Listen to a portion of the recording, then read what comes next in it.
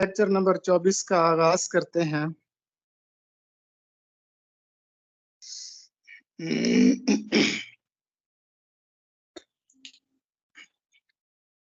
بسم اللہ الرحمن الرحیم، حصہ گرامر سے آغاز کرتے ہیں۔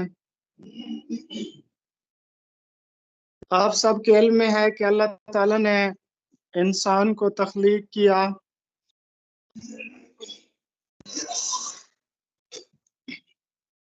انسان کو تمام مخلوقات پر فضیلت عطا فرمائی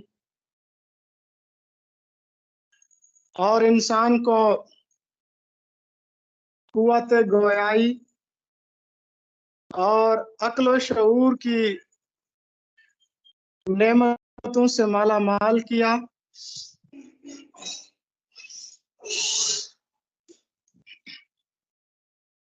انسان اپنی آواز جو منہ سے پیدا کرتا ہے، ماہرین لسانیات نے ان کو چند علامتوں کی شکل میں ڈھالا جن کو ہم حروف کہتے ہیں۔ انسان کے منہ سے نکلی ہوئی آواز کو جو شکل عطا کی گئی اس کو حروف کہتے ہیں۔ حروف مل کر پھر لفظ بنتے ہیں اور لفظ کا لغوی مطلب بھی پھینکنا ہوتا ہے یا منہ سے نکالنا۔ تو یہ لفظ مل کر جملے بناتے ہیں۔ لفظ دو قسم کے ہوتے ہیں، کلمہ اور محمل۔ بامعنی لفظ کلمہ کہلاتا ہے اور بے معنی لفظ کو محمل کہتے ہیں۔ یہ جو بامعنی لفظ کلمہ ہے اس کی پھر 3 اقسام تھیں، اسم، فعل اور حرف۔ اسم کی بالحاظ معنی پھر 2 قسمیں ہیں، اسم معرفہ اور اسم نکرہ۔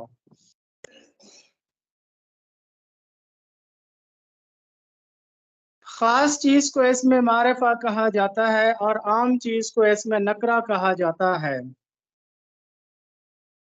تو اللہ تعالیٰ نے سب سے پہلے قوت گویائی دی، انسان نے اپنے منہ سے آواز پیدا کی، اس آواز کو پھر حرف کی شکل دی گئی، حرف مل کر لفظ بنے۔ لفظ پھر 2 قسم کے ہیں، بامعنی لفظ کو کلمہ کی پھر ایک قسم ہے اسم کی پھر 2 قسمیں ہیں، معرفہ اور نکرہ۔ تو اسم معرفہ ہم پڑھ رہے تھے۔ اسم معرفہ کسی خاص شخص، چیز، جگہ یا تصور کے نام کو کہا جاتا ہے۔ اس کی پھر مزید 4 اقسام تھی۔ اسم علم جو ہم پڑھ چکے ہیں، جو خاص نام ہوتے ہیں جیسے قائد اعظم۔ اسم ضمیر، ایسا نام، ایسا لفظ یا ایسا اسم جو کسی دوسرے اسم کی جگہ استعمال کیا جائے، یہ بھی پڑھ چکے ہیں۔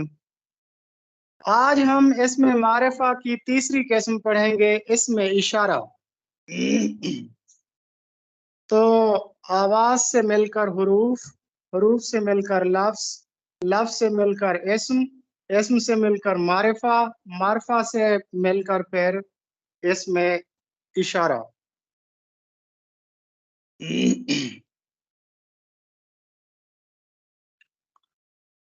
اسم اشارہ بھی دراصل ایک اسم ہوتا ہے جو کسی چیز، شخص یا جگہ کی طرف اشارہ کرتا ہے۔ جیسے یہ لڑکا بہت قابل ہے، وہ عورت بڑی لڑاکا ہے، یہ میرا قلم ہے، وہ کس کی کتاب ہے۔ اب ان جملوں میں یہ وہ اسم اشارہ ہیں۔ اب جس چیز کی طرف اشارہ کیا جائے اس کو کہا جاتا ہے مشار الیہ۔ مثلا اوپر والے جملوں میں یہ لڑکا بڑا قابل ہے، اس میں جو لڑکا ہے مشار الیہ ہے، اور یہ جو یہ ہے یہ وہ، اس کو کہا جاتا ہے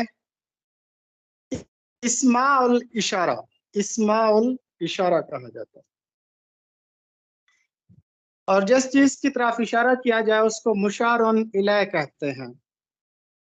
تو ایسا اسم جو کسی شخص چیز یا جگہ کی طرف اشارہ کرے اس کو اسم اشارہ کہتے ہیں.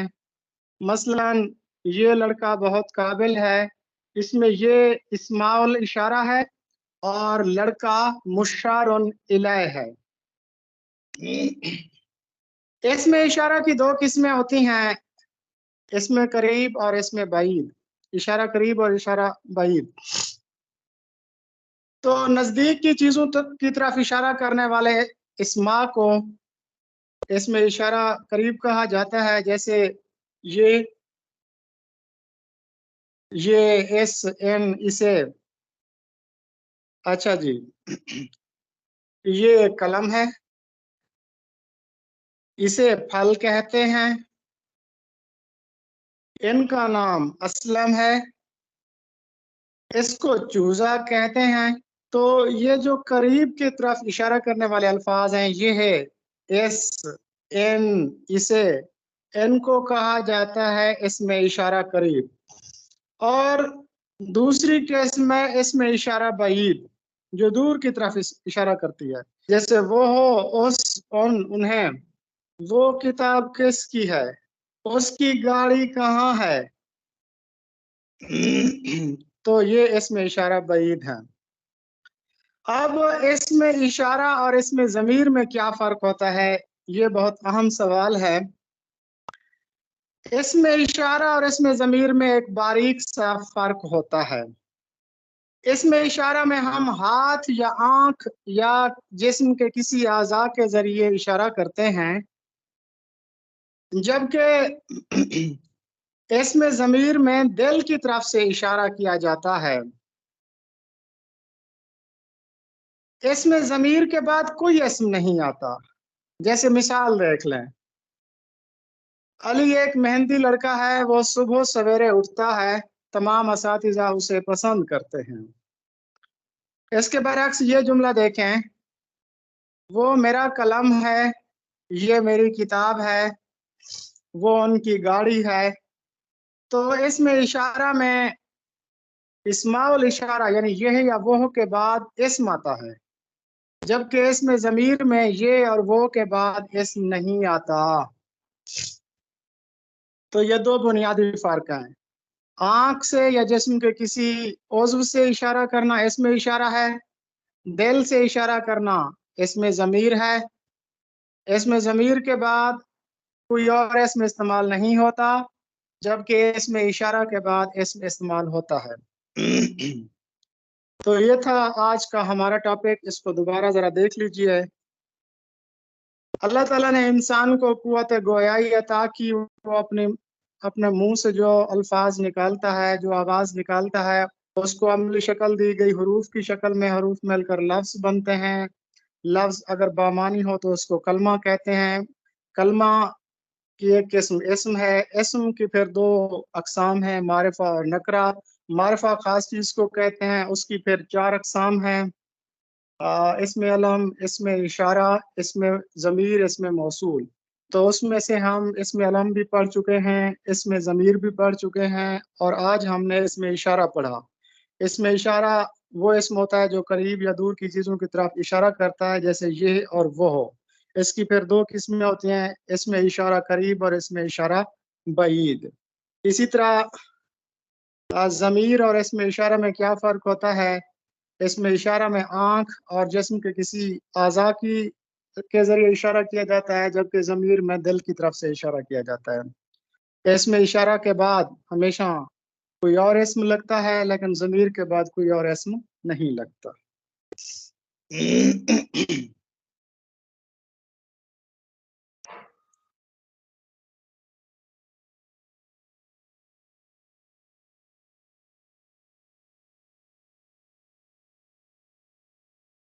جی،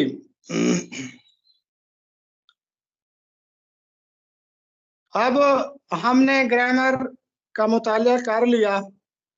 اب ہمارا دوسرا سیگمنٹ ہے، وہ ہے ابہام. ابہام کسے کہتے ہیں؟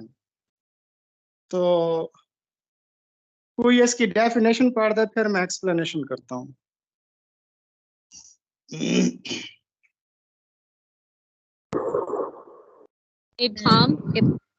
ابہام کو انگریزی میں ایمبیگوٹی کی صورت کہتے ہیں۔ اس کی صورتحال اس وقت رونما ہوتی ہے جب کسی لفظ، محاورے، جملے، اشارے وغیرہ کی ایسی ترسیل کی جائے کہ اس سے ایک کی بجائے کئی معنی اور مطالب ممکن ہوں۔ ابہام کا ایک عام پہلو عدم تعین ہے۔ یہ ہر خیال یا بیان کا حادثہ ہے جس کے ارادی معنی قطعی طور کسی اصول یا طریقہ کار کی روشنی میں سلجھائے نہیں جا سکتے، جس میں مقررہ اقدامات شامل ہوں۔ جی بالکل، آپ دیکھتے ہیں کہ ابہام اور ایہام یہ اردو شاعری کا خاصہ رہے ہیں۔ ابہام اس وقت پیدا ہوتا ہے کہ جب شاعر میٹافوریکل ورسز لکھتا ہے، جب وہ علامتی اور استعاراتی انداز اختیار کرتا ہے کہ جس کو ایک ہنرمند قاری یا سامع ہی سمجھ سکتا ہے۔ ابہام کا سب سے پہلے استعمال تو امیر خسرو کی شاعری میں ہمیں ملتا ہے، اور اس کے بعد غالب کے کلام میں بھی ابہام پایا جاتا ہے، لیکن سب سے زیادہ جو ابہام پایا جاتا ہے وہ نون میم راشد کی شاعری میں پایا جاتا ہے۔ تو ابہام کا مطلب ہوتا ہے کہ جب کمیونیکیشن کلیئر نہ ہو، جب بولنے والے کا مدعا اور مقصد سننے والا یا قاری پڑھنے والا صحیح طریقے سے سمجھ نہ سکے، یعنی کہ جب مدعا کی مکمل طریقے سے ترسیل نہ ہو تو اس سچویشن کو کہتے ہیں ایمبیگوٹی یا ابہام۔ اور نون میم راشد کے اگر کلام کو دیکھیں تو اس میں بہت زیادہ ابہام پایا جاتا ہے، جیسے ان کی ایک نظم ہے پہلی کرن، شاید یہ شاید کسی نے مسرت کی پہلی کرن دیکھ پائی، یہ شاید کسی نے مسرت کی پہلی کرن دیکھ پائی، نہیں اس دریچے کے باہر تو جھانکو، خدا کا جنازہ لیے جا رہے ہیں فرشتے، اسی ساحر بے نشاں کا جو مغرب کا آقا تھا مشرق کا آقا نہیں تھا، یہ انسان کی برتری کے نئے دور کے شادیانے ہیں سن لو، یہی ہے نئے دور کا پرتوے اولی بھی، اٹھو اور ہم بھی زمانے کی تازہ ولادت کے اس جشن میں مل کے دھومیں مچائیں، شعاؤں کے طوفان میں بے محابہ نہائیں۔ تو دیکھیں اب یہ نون میم راشد کی نظم ہے پہلی کرن، اس میں کتنا ایمبیگوٹی ہے، اس کو قاری یا سامع نہیں سمجھ سکتا، لیکن یہاں پر وہ ایک میٹافوریکل یا استعاراتی انداز اپناتے ہوئے کہتے ہیں کہ یہ جو ملوکیت ہے، یہ جو بادشاہت ہے، یہ اس زمانے میں عام تھی، تو آہستہ آہستہ بادشاہت ختم ہو رہی تھی، تو اسی طرف یہ اشارہ کر رہے ہیں کہ خدا کا جنازہ لیے جا رہے ہیں فرشتے، کہ اب دنیا سے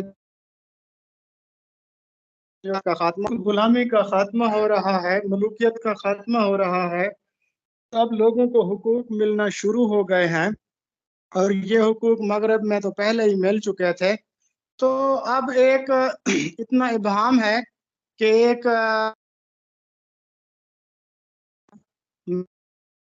سمجھ سکتا ہے، مدعا صحیح طریقے سے سمجھ نہ آئے تو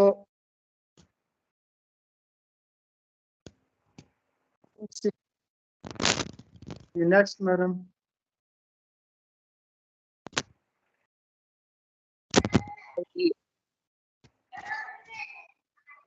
جی یہ حسن تعلیل ہے، تعلیل کا لفظ علت سے نکلا ہے، علت عربی زبان کا لفظ ہے۔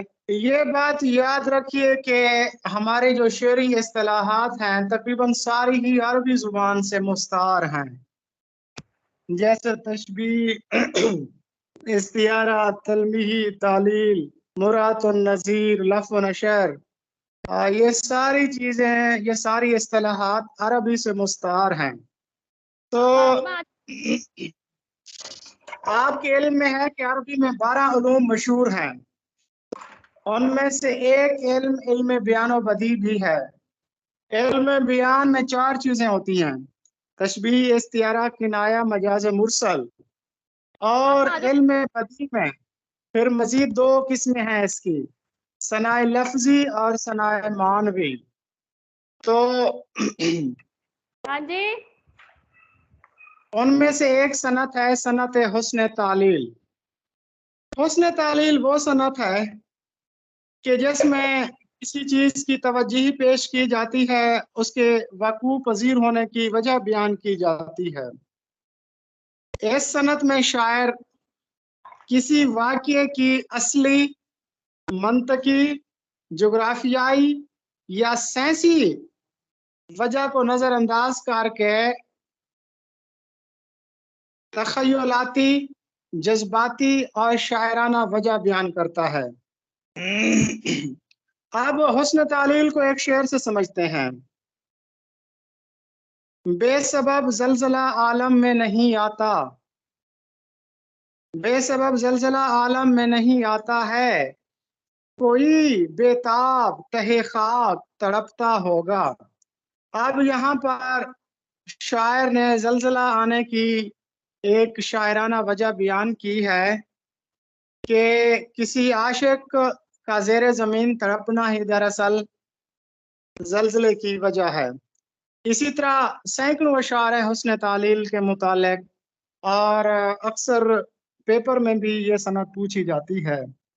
वो बड़ा मशहूर शेर है कि सब कहाँ कुछ लाला और गुल में नुमायां हो गई होंगी। तो इसी तरह और भी सैकड़ों अशार हैं। जी मैडम साहब, नेक्स्ट देखिए।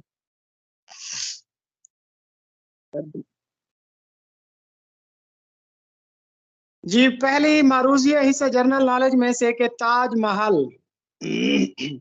एक कमी थी ताज महल में, हमने तेरी तस्वीर लगा दी। तो ताज महल आपके इल्म में है कि मुगल शहनशाह शाहजहां ने तामीर कराया था, और यह भारत के शहर आगरा में दरिया जमुना के किनारे वाक़ है। और ताजमहल संगमरमर से बना हुआ है। ये उन्होंने अपनी मलका मुमताज महल की याद में बनवाया था। और दुनिया भर से लाखों सयाह इसको देखने के लिए हर साल आते हैं। ये फारसी, तुर्की, हिंदुस्तानी और इस्लामी तर्ज तामीर का एक मिलाप है। ये गालबन 1632 में तामीर होना शुरू हुआ था, और उसके बाद गालबन 1648 में ये मुकम्मल हुआ था। कहा जाता है कि उस्ताद अहमद लाहौरी ने इसको तामीर किया था। इसके जो मेमार थे, इसको तामीर करने वाले थे, वो थे अहमद लाहौरी। और 1983 में अक़वाम मुत्तहिदा ने इसको आलमी विरसा करार दिया था। तो अब इसकी रंगत आहिस्ता आहिस्ता जर्द हो रही है। तो वो किस वजह से जर्द हो रही है? क्योंकि फजा में सल्फर डाइऑक्साइड की मिकदार बढ़ गई है, जिसकी वजह से ताजमहल की जो रंगत है वो जर्द हो रही है। जी, दूसरी मारूजी है कि जंगलात के कटाव का आलमी दिन कब मनाया जाता है, या यौम जंगलात कब मनाया जाता है? तो यौम जंगलात हर साल 21 मार्च को मनाया जाता है। वो इसलिए मनाया जाता है कि हर साल कहा जाता है कि 32 मिलियन एकड़ जंगलात को का सफाया किया जाता है। यानी 32 मिलियन एकड़ पर जो दरख्त हैं वो काटे जाते हैं। ये 32 मिलियन एकड़ रकबा इंग्लिस्तान के पूरे रकबे के बराबर है। यानी हर साल इंग्लिस्तान के रकबे के बराबर दुनिया से दरख्त काटे जा रहे थे। इस आलमी कटाव को रोकने के लिए हर साल अक़वाम मुत्तहिदा की तरफ से 21 मार्च को यौम जंगलात मनाया जाता है। उसके बाद है in the line of fire. ये किसकी ऑटोबायोग्राफी है? جی میری آواز پہنچ رہی ہے سب تک؟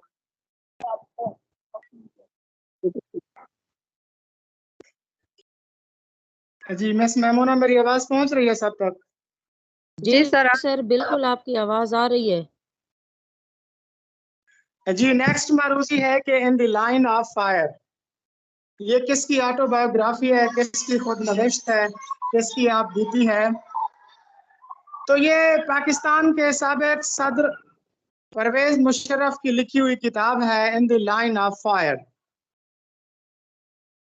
یہ پہلی مرتبہ 2006 میں شائع ہوئی تھی، 25 ستمبر 2006 میں شائع ہوئی تھی. پھر اس کا اردو ترجمہ شائع کیا گیا. کتاب کا آغاز اس وقت سے شروع ہوتا ہے جب مشرف نے فوج میں شمولیت اختیار کی تھی. پھر انہوں نے اپنی بچپن، اپنی تعلیم، ترکی کے قیام کا تذکرہ کیا ہے. انہوں نے اپنے والدین کے متعلق بھی بتایا ہے کہ جو انتہائی غریب ہونے کے باوجود سوشل ویلفیئر کے کاموں میں بڑھ چڑھ کر حصہ لیتے تھے. انہوں نے اپنی شرارتوں کا بھی ذکر کیا ہے، آم کے درخت سے گرنے کا تذکرہ کیا ہے، اور استاد کے خطوط کے ڈبے میں اپنا ٹائم بم اس کا ذکر کیا ہے، اور اسی طرح ملٹری اکیڈمی کاکول میں ان کا داخلہ کیسے ہوا اس کا ذکر کیا ہے. مختلف پاکستانی آفیسرز کا ذکر کیا ہے، سیاستدانوں کا ذکر کیا ہے، اور پاکستان میں جو ایک روایتی جمہوریت ہے اس کی کمزور جڑوں اور بار بار کے مارشاء اللہ کی وجوہات بیان کی ہیں. انہوں نے یہ جو ضیاء کے دور میں مارشاء اللہ لگا تھا اس کا بھی تذکرہ کیا ہے، اور وہ خود کو پاکستانی آرمی کا کمانڈوز سمجھنے کے لیے کمانڈر ہونے پر انتہائی فخر کا اظہار کرتے تھے. تو اس طرح کے انہوں نے باتیں کی ہیں اپنی آپ بیتی میں. جی میڈم صاحب نیکسٹ سلائیڈ.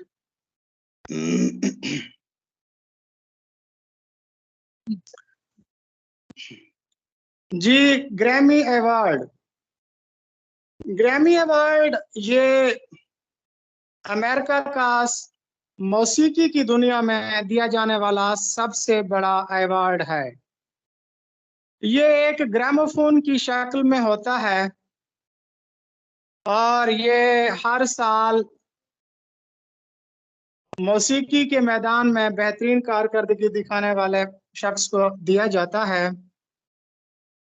تو تقریباً میرے خیال میں 64 اس کے ایوارڈز ہو چکے ہیں. تو پاکستان کی بھی ایک لڑکی عروج آفتاب کو یہ گریمی ایوارڈ دیا گیا تھا. اس کے بعد ہمارا نیکسٹ سوال ہے کہ پاکستان کا جو سب سے بڑا فوجی اعزاز ہے جس کو نشان حیدر کہا جاتا ہے وہ کتنے لوگوں کو دیا جا چکا ہے؟ وہ اب تک 11 لوگوں کو دیا جا چکا ہے. سب سے پہلا ایوارڈ راجہ محمد سرور کو دیا گیا تھا. یہ جب جنگ ہوئی تھی پاک بھارت جنگ 1947 میں ان کو دیا گیا تھا. دوسرا ایوارڈ میجر طفیل محمد کو دیا گیا تھا. اچھا تیسرا ایوارڈ راجہ عزیز بھٹی شہید کو 1965 کی جنگ میں بہادری دکھانے پر دیا گیا تھا. پھر 1971 کی جنگ میں راشد منہاس کو دیا گیا تھا. پھر میجر شبیر شریف کو دیا گیا تھا. پھر سوار محمد حسین شہید کو دیا گیا تھا، اور اس کے بعد میجر محمد اکرم کو دیا گیا تھا 1971 کی جنگ میں. لانس نائک محمد محفوظ شہید کو دیا گیا تھا، یہ بھی 1971 کی جنگ میں. اس کے بعد کرنل شیر خان کو کارگل کی جنگ میں دیا گیا تھا. اس کے بعد حوالدار لالک جان کو بھی دیا گیا ہے. یہ بھی کارگل کی جنگ میں دیا گیا تھا. اور اس کے بعد پھر نائک سیف علی جنجوعہ، یہ چونکہ آزاد کشمیر ریجمنٹ سے تھے لہٰذا اس کو کاؤنٹ نہیں کیا جاتا. کہا جاتا ہے کہ جی 10 ہمارے نشان حیدر کے ایوارڈ ہیں، لیکن اگر دیکھیں آفیشلی دیکھیں تو ان کے 11 ایوارڈ دیے جا چکے ہیں. تو اب یہاں پتہ نہیں کیا جواب لکھا ہے انہوں نے، میں نے تو جواب ہی نہیں دیکھے. تو میڈم صاحب یہاں پر انہوں نے کیا جواب لکھا ہے؟ 10 لکھا ہے 11 لکھا ہے؟ کیونکہ ایک تو آزاد کشمیر کو پاکستان کا حصہ نہیں کہہ سکتے آفیشلی، تو اس لیے سر یہ دونوں آپشن ہے، آپشن تو ادھر 2 دیے ہوئے ہیں، 10 بھی ہے 11 بھی ہے. تو اس کا جو درست جواب ہے نا ایٹ دا اینڈ وہ دیکھیے، میرے خیال میں 10 ہوگا، کیونکہ قانونی طور پر 10 جو ہے نا وہ پاکستان کے چاروں صوبوں سے دیے گئے تھے. اور یہ جو نائک سیف علی جنجوعہ تھے یہ چونکہ آزاد کشمیر ریجمنٹ سے تھے اس لیے شاید ان کو کاؤنٹ نہیں کیا جاتا. جی نیکسٹ مروزی دیکھیے.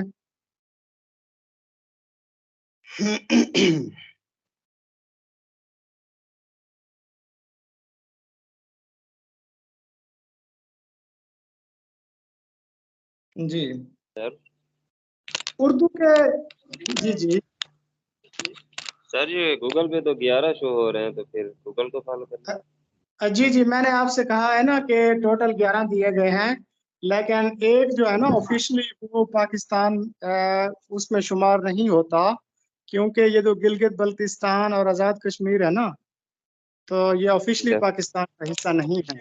اگر ہم ان کو آفیشلی پاکستان کا حصہ ڈکلیئر کرتے ہیں تو انڈیا کشمیر کو اپنا حصہ ڈکلیئر کر لے گا، تو اس لیے.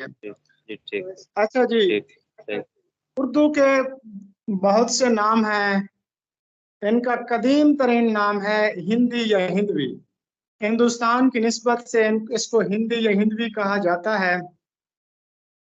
تو اس کے بابری کے متعلق ہم تفصیل پڑھ چکے ہیں، اور اس کے بعد جو پہلے مغل بادشاہ تھے ظہیر الدین بابر جنہوں نے یہ تو اس کے بابری لکھی ہے، اس کے متعلق بھی ہم ڈسکس کر چکے ہیں.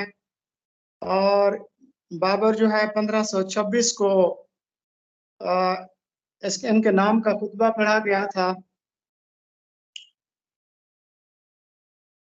بابر کے بارے میں کہا جاتا ہے کہ وہ ترکی بولتے تھے، لیکن وہ ہندی میں بھی شاعری کرتے تھے، وہ شاعر بھی تھے. بابر کی ہندی شاعری کا ایک شعر ہے،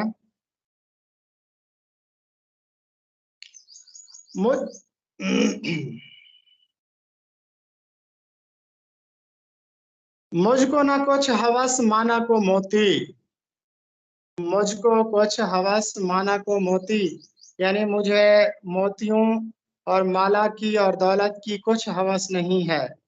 فقرا حالنا بس بلکس دار پانی اور روٹی، کہ ہم تو فقیر ہیں بس ہمیں پانی اور روٹی مل رہا ہے، یہی ہمارے لیے کافی ہے.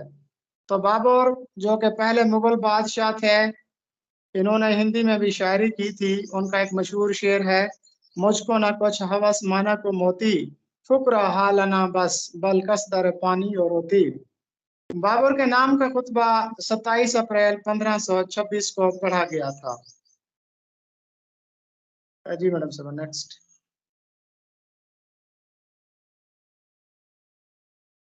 اردو کا قدیم ترین نام ہندوی ہے. نصیر الدین چراغ دہلوی نے اپنے ملفوظات خیر المجالس میں بھی ہندوستان کی جو مقامی زبان تھی اس کو ہندی یا ہندوی کہا. ملفوظات آپ کو پتا ہے کسی بزرگ کے ارشادات اور اقوال کو کہا جاتا ہے.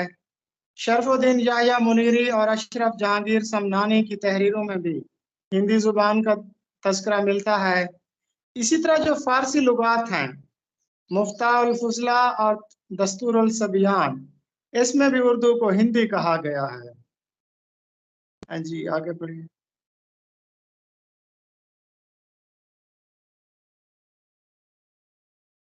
اور سابرس میں بھی اس کو ہندی یا ہندوی کہا گیا ہے. راسخ یہ تخلص تھا شیخ غلام علی کا، اور سجل سرمست کے متعلق ہم پڑھ چکے ہیں شاعر ہفت زباں، ان کا اصل نام عبد الوہاب تھا۔ اس کے بعد ہے دلی کالج۔ دلی کالج کا آپ کو علم ہے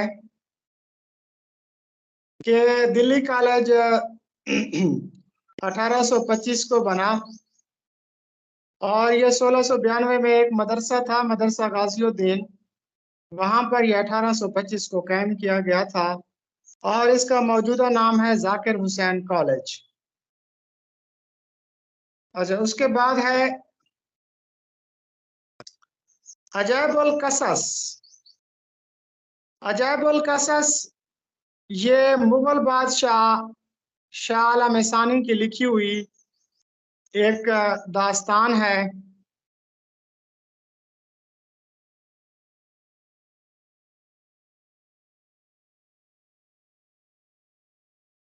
اور شاہ عالم ثانی کی یہ جو داستان ہے، یہ دراصل ایک شہزادہ شجاع الشمس اور ایک شہزادی ملکہ نگار کے عشق کی داستان ہے۔ یہ بھی روایتی طور پر ایک طویل داستان ہے۔ اس داستان میں شاہ عالم ثانی کے حالات زندگی اور اس زمانے کے رسم و رواج کا بھی مواد ملتا ہے۔ شاہ عالم ثانی، ان کے متعلق آپ کو معلوم ہے کہ انہوں نے 48 سال تک حکومت کی تھی۔ 40 سال تک انہوں نے حکومت کی تھی، اور یہی وہ بادشاہ تھے کہ غلام قادر روہیلہ نے ان کی آنکھیں نکلوا دی تھیں، اور یہ اندھے ہو گئے تھے، اور 19 سال انہوں نے اسی حالت میں حکومت کی تھی۔ ان کے والد کا نام عالمگیر ثانی تھا۔ ان کا اصل نام تھا مرزا عبداللہ۔ ان کی عرفیت تھی علی گوہر۔ بچپن میں ان کو کہا جاتا تھا لال میاں، لیکن یہ جب بادشاہ بنے تو انہوں نے لقب اختیار کیا شاہ عالم ثانی کا۔ تو دوبارہ سن لیں، شاہ عالم ثانی کا اصل نام مرزا عبداللہ، عرفیت علی گوہر، بچپن کا نام لال میاں، بادشاہ بننے کے بعد لقب شاہ عالم ثانی۔ اس کے بعد ہے گل کرسٹ اور اس کا عہد۔ یہ کتاب ہے جو کہ عتیق صدیقی نے لکھی ہے، یہ میں نے پڑھی ہے۔ اس میں انہوں نے جان بارتھو گل کرسٹ کے بارے میں بہترین معلومات دی ہیں۔ جان بارتھو گل کرسٹ 1759 میں ایڈمبرا، یہ اسکاٹ لینڈ کا ایک شہر ہے ایڈمبرا، یہ وہاں پیدا ہوئے۔ پیشے کے لحاظ سے یہ میڈیکل ڈاکٹر تھے۔ یہ ایسٹ انڈیا کمپنی کے ساتھ یہاں آئے تھے، یہاں انہوں نے پھر ہندوستانی یعنی اردو زبان سیکھی، اور پھر انہوں نے اورنٹل سیمنڈری قائم کی تھی۔ وہ اورنٹل سیمنڈری پھر فورٹ ولیم کالج میں قائم ہوئی، اور یہ فورٹ ولیم کالج میں 4 سال تک پڑھاتے رہے۔ انہوں نے کل 12 کتابیں لکھی تھیں، اور 1841 میں پیرس میں ان کا انتقال ہوا۔ اور اس کتاب کے آغاز میں گل کرسٹ کی ایک بلیک اینڈ وائٹ تصویر بھی دی ہوئی ہے، وہ بھی خاصی کام کی چیز ہے۔ تو گل کرسٹ اور اس کے عہد کے متعلق عتیق صدیقی نے لکھا ہے۔ جی میڈم صاحب، نیکسٹ۔ جی پڑھیے اس کو. جی آپ میں سے کوئی اس کو ریڈ کر دیں. علامہ اقبال کی کا محاصل ان کی کس نظم کو کہا جاتا ہے؟ اقبال کی شاعری کا ماحصل، اقبال نے کم و بیش کوئی 18,000 اشعار جو مطبوعہ ہیں وہ لکھے ہیں، اور اسی طرح کچھ ان کا غیر مطبوعہ کلام ہے جو کہ باقیات اقبال کے نام سے ڈاکٹر صابر کلوروی نے مرتب کیا ہے. تو ان کے تمام شاعری کا اگر جائزہ لیا جائے تو ان کے تمام شاعری، تمام تعلیمات کا جو نچوڑ ہے وہ ان کی ایک نظم ہے ساکی نامہ، جو کہ بال جبریل کی نظم ہے اور ایک مثنوی کی ہیئت میں لکھی گئی ہے، اور اس پر 2-3 مرتبہ ڈسکشن ہو چکی ہے. جی نیکسٹ پڑھیں. علامہ اقبال نے اپنی شاعری کس صنف نظم کو سب سے زیادہ برتا ہے؟ آپ دیکھیں اسرار خودی، رموز بے خودی دیکھیں، مثنوی مسافر دیکھیں یا ان کی نظمیں دیکھیں، تو انہوں نے مثنوی کو سب سے زیادہ برتا. اور مثنوی کے متعلق مولانا الطاف حسین حالی نے بھی کہا تھا کہ اردو شاعری میں سب سے کارآمد صنف سخن یہی مثنوی ہے. جی سر کوئی اور پڑھ لے اذان. ہاں جی.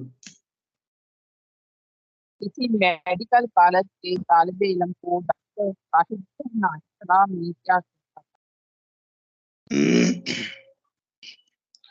اچھا جی، یہ مجاز مرسل، مجاز مرسل کیا ہے اس کو تھوڑا سا سمجھ لیں.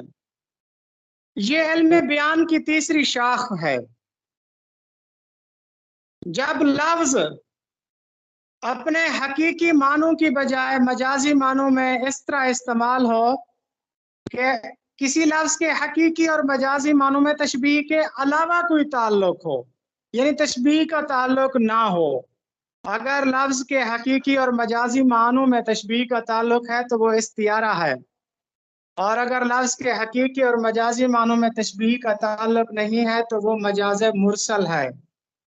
جیسے ہم کہتے ہیں کہ جی ہم نے الحمد پڑھی. اب الحمد سے مراد کیا ہے؟ پوری سورہ فاتحہ، یعنی جز کہہ کر ہم نے کل مراد لیا ہے. اسی طرح ہم کہتے ہیں کہ بادل برس رہے ہیں. بادل برسنے سے مراد کیا ہے؟ کہ بارش ہونا. اسی طرح دریا بہہ رہے ہیں، دریا تو نہیں بہتے، دراصل پانی بہتا ہے. تمام ماہرین بلاغت اس بات پر متفق ہیں کہ مجاز مرسل کی 24 صورتیں ہیں. تو ان کو ہم ڈے بائی ڈے پڑھیں گے انشاءاللہ. تو چاند پڑھ لیتے ہیں. کل بول کر جزو مراد لینا، یہ اس کی پہلی قسم ہے، پہلی صورت ہے. جیسے رباعی کے 24 اذان اوزان ہوتے ہیں، اسی طرح مجاز مرسل کی بھی 24 صورتیں ہوتی ہیں. پہلی صورت ہے کل بول کر جز مراد لے لینا. جیسے بازار سے سودا سلف لانا، تو بازار کل ہو گیا اور وہ جو دکان ہے وہ جزو ہو گئی.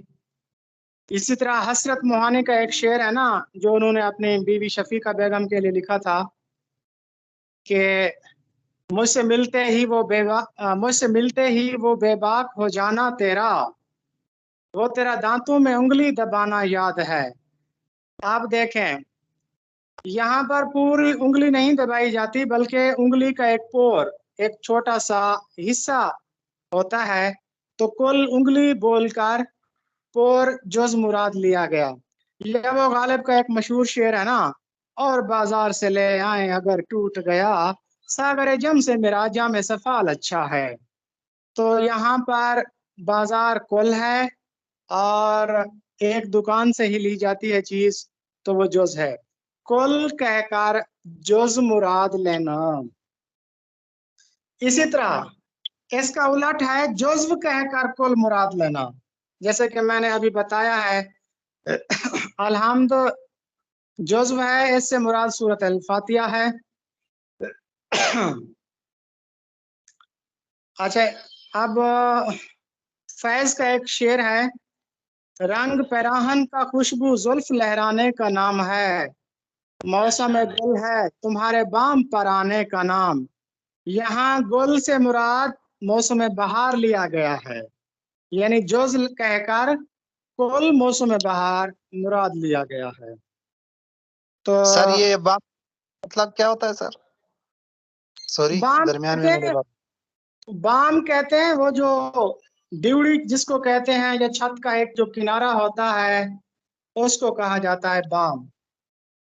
जी मुद्दत से लग रही है लबे बाम टिक टिकी, आपने एक शेर सुना होगा ना। तो दरवाजे का जो जी ऊपर वाला हिस्सा है ना, जिसको जी इंतजार में इंसान देखता रहता है, तो उसको बाम कहा जाता है। तो आज हमने मजाज मुरसल की दो सूरतें पढ़ी हैं। एक सूरत हमने पढ़ी है कि कुल कहकर जुज़ मुराद लेना, यानी बाजार कहकर दुकान मुराद लेना। दूसरी हमने पढ़ी है कि जुज़्व कहकर कुल मुराद लेना, जैसे अलहम्द कहकर सूरतुल फातिहा मुराद लेना, गुल कहकर मौसम बहार मुराद लेना। तो आज ये दो काफ़ी हैं, उसके बाद फिर वक्तन फवक्तन इनको पढ़ते रहेंगे और इनकी 24 सूरतें पढ़ेंगे इंशाअल्लाह। जी मैडम साहब नेक्स्ट पढ़िए। अज़म जानकर मिल्लत के पास दुरूद से जी कैद आज़म, बाबाए कौम, बाबाए मिल्लत, बाबाए उर्दू, कायदे मिल्लत, मादर मिल्लत, ये वो नाम है जो किसी खूबी की बिना पर एक आम आदमी किसी शख्स को देता है। तो किसी खूबी की बिना पर आम आदमी की तरफ से दिया जाने वाला नाम लक़ब कहलाता है। अक्सर तालिब इल्म कायद आज़म, बाबाए उर्दू, बाबाए मिल्लत, ये या शहीद मिल्लत, इनको खिताब समझते हैं, जो कि गलत है। आम आदमी की तरफ से या कौम की तरफ से दिया जाने वाला जो नाम होता है किसी खूबी की बुनियाद पर, वो लक़ब कहलाता है। और हुकूमत या दरबार या किसी बादशाह की तरफ से दिया जाने वाला नाम खिताब कहलाता है। लफ्ज़ पहनावा को फ़ाइल की रूह से क्या कहते हैं? जी ये डिस्कस हो चुका है, इसमें हासिल मसदर। पाकिस्तानी, पंजाबी, सिंधी, बलूची, देहवी, बुखारी, मदनी, इस्लामी वगैरह में तमिल गाय को इस्लाह में क्यों नहीं? जी इनको या निस्बती कहा जाता है। अच्छा, ये अपना मिस मैमूना साहबा आप मौजूद हैं? जी सर मैं मौजूद हूँ। अच्छा जी, आप जरा पढ़ लें, मैम की आवाज बहुत स्लो आ रही है, तो आप जरा इसको थोड़ा सा लाउड पढ़ दीजिए। लफ्ज पहनावा कवायद की रूह से क्या कहेंगे इसको? जी सबसे पहले तो कवायद देखें। कवायद कायदा की जमा कवायद है, और अंग्रेजी मुतरादिफ इसका ग्रामर है। तो कवायद दरअसल वो उसूल हैं जिसकी बेस पर, वो उसूल के जिनकी बुनियाद पर कोई जुबान तश्कील पाती है। किसी जुबान को सही तौर पर लिखने, पढ़ने, बोलने, समझने के लिए कुछ उसूल और ज़वाबित होते हैं, उनको कवायद कहा जाता है। वैसे तो कहा जाता है कि कवायद की दो किस्में हैं, सर्फ और नहव, लेकिन कुछ लोग कहते हैं कि नहीं, इसकी और भी किस्में हैं, इल्म हिजाब भी उसमें शामिल है, इल्म अरूज भी उसमें शामिल है। तो बुनियादी तौर पर इसकी दो किस्में हैं, सर्फ और नहव। कवायद क्या है? किसी जुबान को सही तरीके से समझने, बोलने और पढ़ने के जो उसूल हैं उनको कवायद कहा जाता है। इसकी दो बुनियादी किस्में हैं, सर्फ और नहव। सर्फ में लफ्जों पर बहस की जाती है कि लफ्ज वाहिद है, जमा है, मुज़क्कर है, मुअन्नस है, कहाँ से निकला, लफ्ज के सफर को देखा जाता है। जबकि नहव में स्ट्रक्चर ऑफ सेंटेंस, जुमलों के साख्त का मुताला किया जाता है। तो कवायद में जो लफ्ज पहनावा है, पहनना से पहनावा, इसी तरह घबराना से घबराहट, मुस्कुराना से मुस्कुराहट, अच्छा आना से आहट, तो ये जो लफ्ज हैं इनको इसमें हासिल मस्दर कहते हैं। ऐसा इसम जो किसी मस्दर से हासिल हो, मस्दर से बने, اس کو اسم حاصل مصدر کہتے ہیں. جیسے آنا یہ مصدر ہے، اپنا اسم مصدر ہے، اس سے لفظ بنے گا آہٹ، وہ اسم حاصل مصدر کہے گا. پہننا مصدر، پہناوا اسم حاصل مصدر کہلائے گا. جی میڈم صاحب نیکسٹ مروزی. پاکستانی، پنجابی، سندھی، بلوچی، دہلوی، بخاری، مدنی، عثمانی وغیرہ الفاظ میں مستعمل یہ کو اصطلاح میں کیا نام دیا جاتا ہے؟ جی یہ تو یا نسبتی کہلاتی ہے نا، ایسی یہ جو کسی علاقے کے سے آپ کا تعلق جوڑتی ہے. جی نیکسٹ. حسن یوسف، دم عیسیٰ، ید بیضا کو اردو زبان کی اصطلاح میں کیا کہیں گے؟ جی یہ مولانا عبد الرحمن جامی تھے جو فارسی کے شاعر تھے. ان کا یہ ایک مشہور شعر ہے، حسن یوسف دم عیسیٰ ید بیضا داری، آنچا خوبا ہما دارند تو تنہا داری. یعنی یوسف علیہ السلام کا حسن ہو، حضرت عیسیٰ علیہ السلام کا مردوں کو زندہ کرنے والا معجزہ ہو، یا حضرت موسیٰ علیہ السلام کا ہاتھ روشن کرنے والا معجزہ ہو، جب یہ سارے معجزے مل جائیں تو وہ آپ صلی اللہ علیہ وسلم کی ذات میں پیدا ہو جاتے ہیں. یعنی یعنی انبیاء کرام کو جتنے بھی معجزات دیے گئے وہ سارے کے سارے آپ صلی اللہ علیہ وسلم کی ذات میں جمع ہیں. تو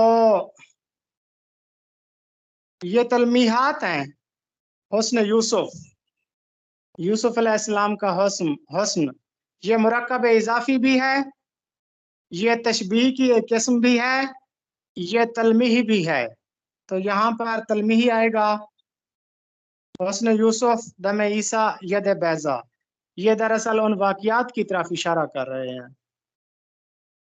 جی نیکسٹ. ٹیپ کا مصرع کسے کہتے ہیں؟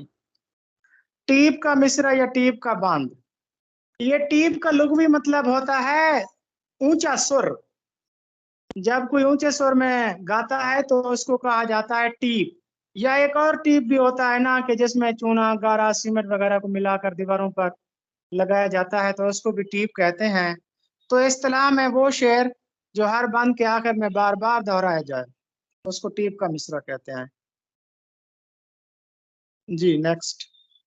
خواجہ میر درد شاعر ہیں جبکہ خواجہ حسن نظامی نثر نگار، پھر ان دونوں میں قدر مشترک کیا ہے؟ یہ بھی ڈسکس ہو چکا ہے. ان میں قدر مشترک تصوف ہے. خواجہ میر درد کا کلام ہو یا خواجہ حسن نظامی کی نثر ہو، ان دونوں میں ان کے ہر شعر میں کچھ نہ کچھ تصوف کار فرما ہے. حالانکہ خواجہ میر درد کے بارے میں ہم نے پڑھا تھا کہ ان کا جو سلسلہ تھا وہ حضرت غوث اعظم دستگیر سے جا ملتا ہے یا حضرت بہاؤالدین نقشبندی سے جا ملتا ہے، جبکہ خواجہ حسن نظامی کا جو پیری مریدی کا سلسلہ ہے یہ نظام الدین اولیاء سے جا کے ملتا ہے. لیکن اگر ان کی تخلیقات کا جائزہ لیں تو خواجہ میر درد کے کلام میں اور خواجہ حسن نظامی کی نثر میں تصوف کار فرما ہے. جی. اہل لاہور کو زندہ دلانے لاہور کا لقب کس نے دیا؟ جی آپ کو پتا ہے کہ 1873 میں سر سید احمد خان نے لاہور کا دورہ کیا تھا. اس کی وجہ یہ تھی کہ ہندوستان کے جو باقی صوبے تھے نا اس میں سر سید احمد خان کی مخالفت بہت زیادہ ہو رہی تھی.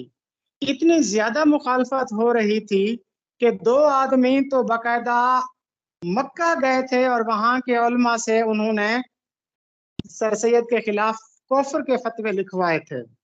تو اس لیے سر سید نے اپنے فلاحی کاموں کے لیے چندہ اکٹھا کرنے کے لیے لاہور کا رخ کیا، اور لاہور کے جو لوگ تھے انہوں نے دل کھول کر بڑے فراخ حوصلہ سے سر سید احمد خان کی مدد کی. تو ایک تقریر میں انہوں نے اہل لاہور کی تعریف کی تھی اور انہیں زندہ دلانے لاہور کہا تھا. یہ 1873 کی بات ہے. جی نیکسٹ. علامہ اقبال پرندوں میں شاہین کو جن صفات کی بنا پر پسند کیا ہے ان میں سے اہم ترین صفت یہ ہے کہ شاہین پرندوں کا بادشاہ ہے، فضا میں شکار کرتا ہے، بلند پرواز ہے، کئی کئی دن بھوکا رہ سکتا ہے۔ اچھا دیکھیں، اقبال نے بہت سی علامتیں استعمال کی ہیں، جن میں سے ایک علامت شاہین کا استعمال انہوں نے بار بار کیا ہے۔ اسی طرح آپ اگر شاہین کی ساری خوبیوں کو پڑھنا چاہتے ہیں تو بال جبریل کی نظم شاہین پڑھ لیجئے۔ تو کیا میں نے اس خاکدان سے کنارہ جہاں رزق کا نام ہے آب و دانا، بیاباں کی خلوت خوشاتی ہے مجھ کو ازل سے ہے فطرت میری راہ بانا۔ تو اقبال نے عام طور پر شعرا بلبل اور قمری اور ان کو طاؤس کو پسند کرتے ہیں۔ اقبال نے بلبل و قمری و طاؤس کو ناپسند کیا ہے۔ وہ کہتے ہیں کہ کر بلبل و طاؤس کی تقلید سے توبہ، بلبل فقط آواز ہے طاؤس فقط رنگ۔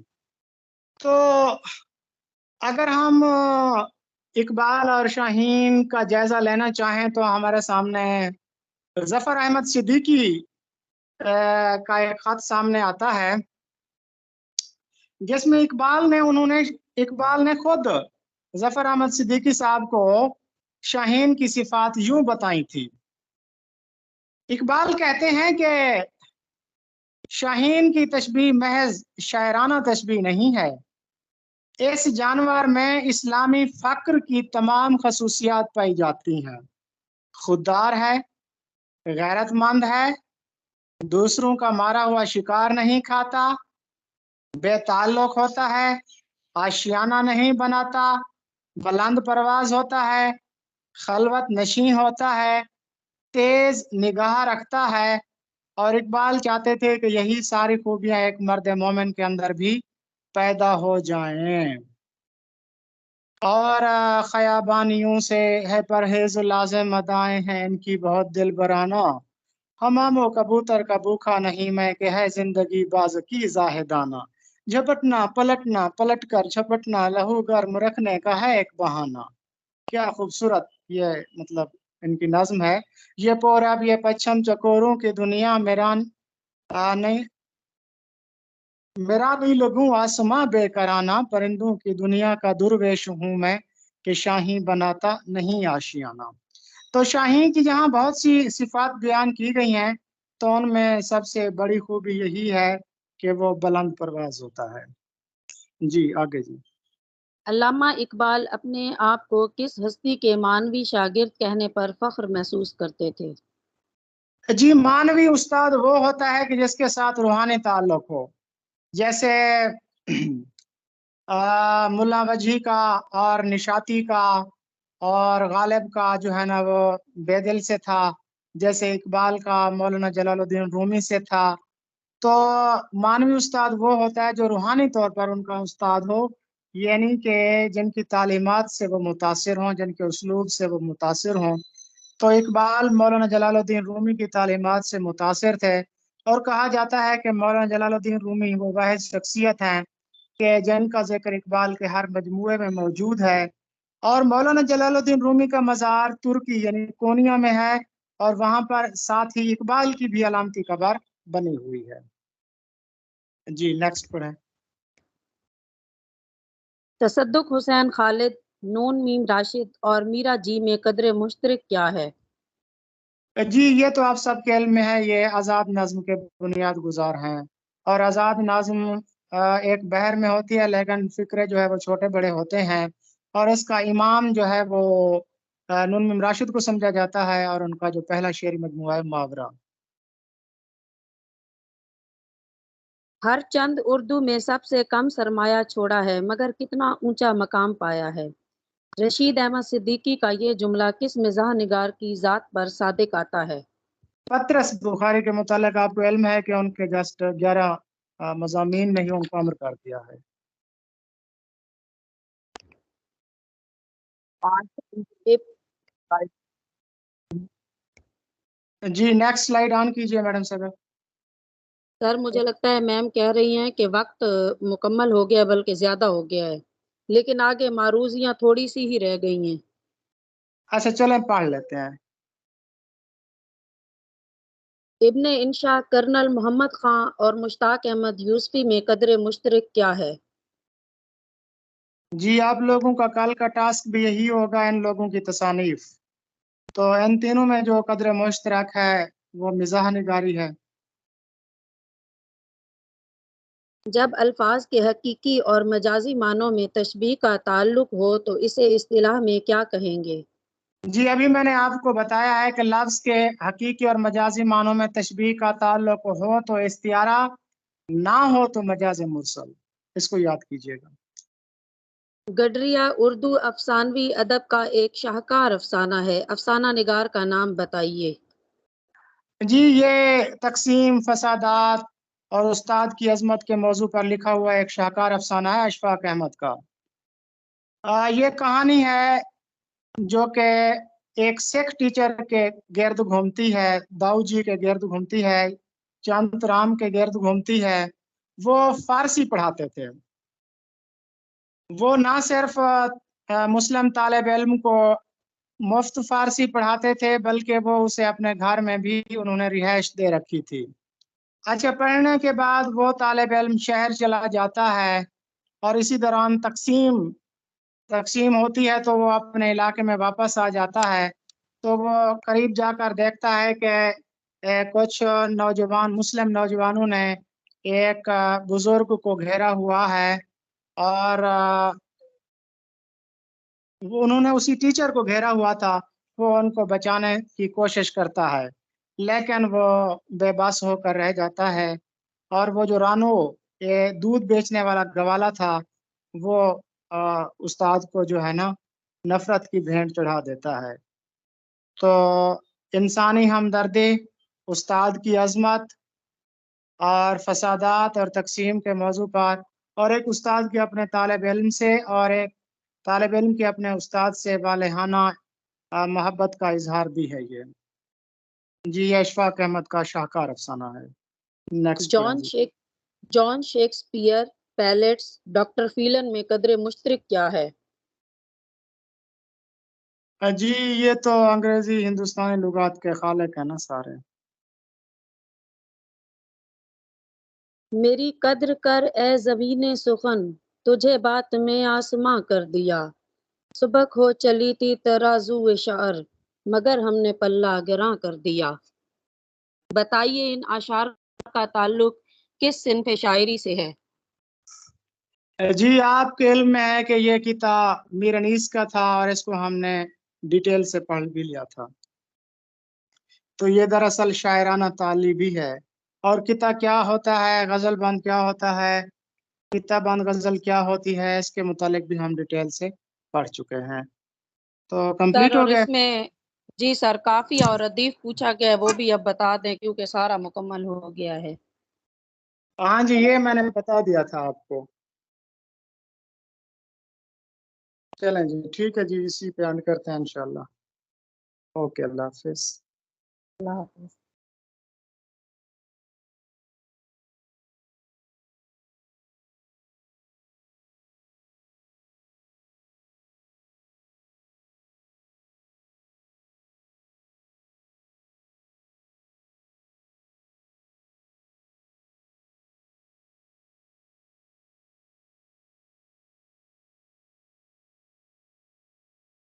میم جی اس کو ختم کر دیجئے۔